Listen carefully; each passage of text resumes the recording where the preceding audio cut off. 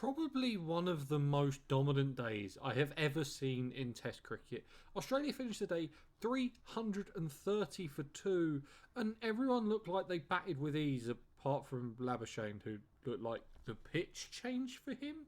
I mean, Van der Sar just had his number, which was a bit odd, but I don't want to talk about him first.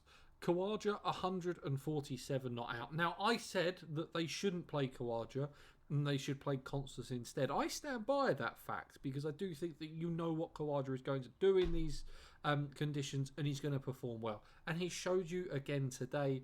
Steve Smith makes 104 not out. He goes to his 35th Test century. Just one behind Joe Root, we'll say that. Played some less games, but we won't talk about that too much. Sensational knock. Another century as captain. Like, he is a great. He really is. I mean, for me, however you want to order the top four, doesn't matter to me. Steve Smith is an all-time great. It's just one of those, especially as captain. I don't know what it is about him being captain. He just absolutely loves it. Now, moving on to Sri Lanka. Probably the worst day I've ever seen a team have, and I've watched England play Test cricket before. So they couldn't catch, they couldn't review, and then after they couldn't take a wicket, they decided to just bowl negatively outside off stump, and Steve Smith just padded it away for. That was a good hour and a half, I think that happened for. I mean, just like ridiculous. Like, you had Khawaja out on 74, you dropped Smith on 1, you had Travis Head out, LBW. Just so many stupid little mistakes that they've made. I think they dropped Khawaja a couple of times and then missed a review when he edged one behind. I have no idea. Like, this Sri Lanka team has actually been quite good. I have no idea what happened in South Africa when they went there, but they've come back and looked an absolute mess. They really have. I mean, the pitch is flat. I mean, let's be honest, the pitch is flat. It's going to turn eventually, but at the moment the pitch is flat. It was a very, very good toss for Australia to win. Khawaja and Smith batted superbly. Travis Head gave it a whack because I don't think he actually knew what the pitch was going to do.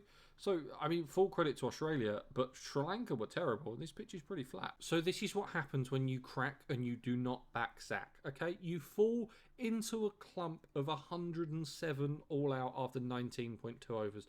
Beddingham was the only one to score any runs. Dazorzi, who's came in for Crawley, scored 2 from 8.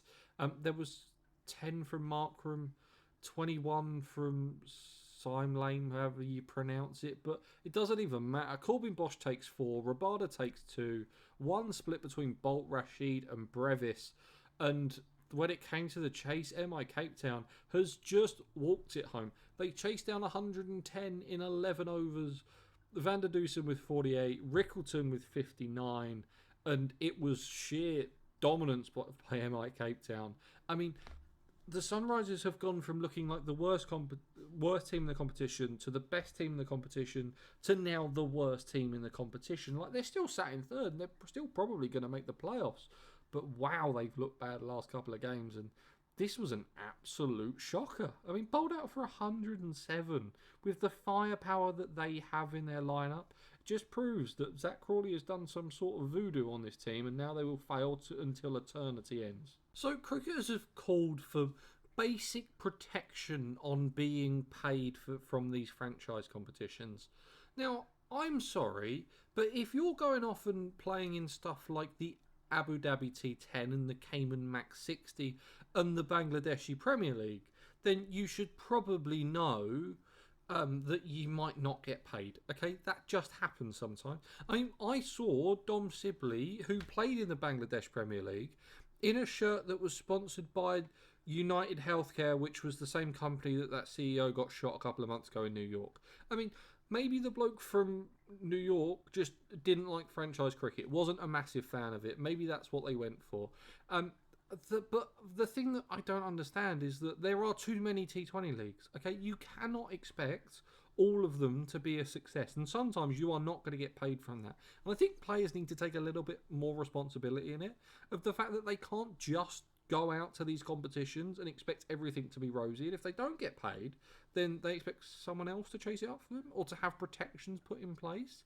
If there's a shoddy T20 competition, we'll look at it. Maybe think that, I don't know, the Bangladeshi Premier League is probably not the best example because they're a test playing nation, but the Abu Dhabi T10 and the Cayman Max 60, that probably isn't going to be the best place for it. I mean, I don't know if you've seen some of the stuff in the BPL recently, but there is some serious match fixing going on. Okay, there was a point where to hit like the over on a 10 over score, there had to be 7 from the last ball, and then the bowler bowls like 3 wides in a row, and then gives a full toss, and it goes for 4, and there is actually 7 from the last ball of the over.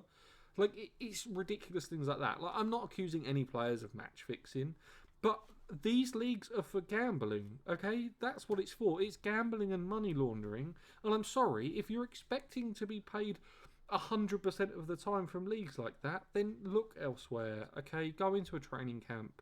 Go and play in another franchise. Go and do something else. But don't expect to turn up for a Cayman Islands Max 60 and for you to be paid in full for your services, okay? Just not going to happen.